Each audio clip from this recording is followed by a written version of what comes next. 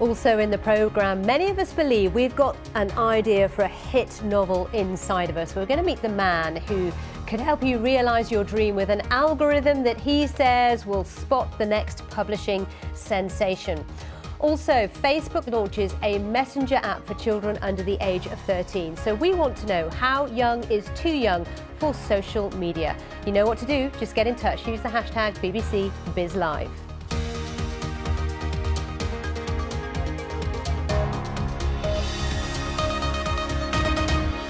Now, spotting the next bestseller can be quite difficult. Harry Potter was famously rejected by 12 literary agents before finally being picked.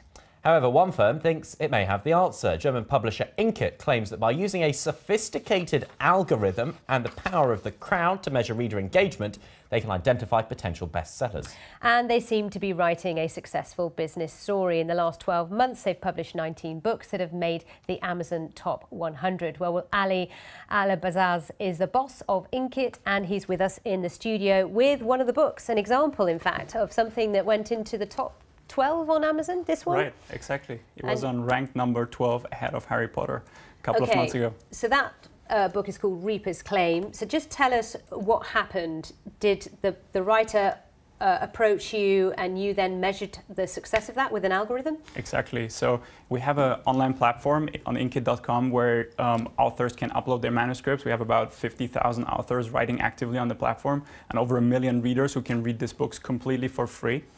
And while the readers are reading, we analyze their reading behavior. We see like how they read. Do they stay up all night to continue reading? Do they, read today, tomorrow, the day after, and so on? And based on this feedback or like data points that we get, we can predict if a book has the potential to become a bestseller. So we're talking about bestsellers, i.e., popular reads, not necessarily a good read. well, like, let's say things that the majority of the population like, so things that are going to sell, absolutely, by the millions. Absolutely, Harry Potter, 50 Shades of Grey, and so on. That's the caliber we're speaking about. Right. How did you get into this? Did you come to it from the book writing side or the tech side?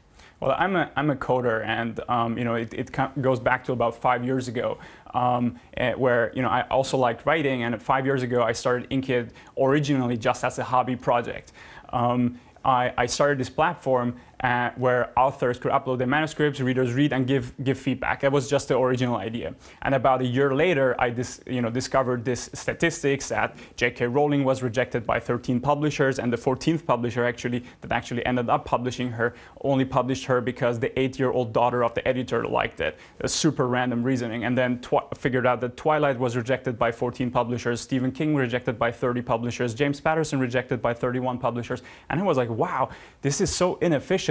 And at the same time, these publishers are kind of crushing these people's dreams. And I found that very unfair, and I wanted to build something better. And that's when I turned it into a startup. I mean, forgive me, but is it actually better, or is it just a different way of bringing to the attention people, books that are out there?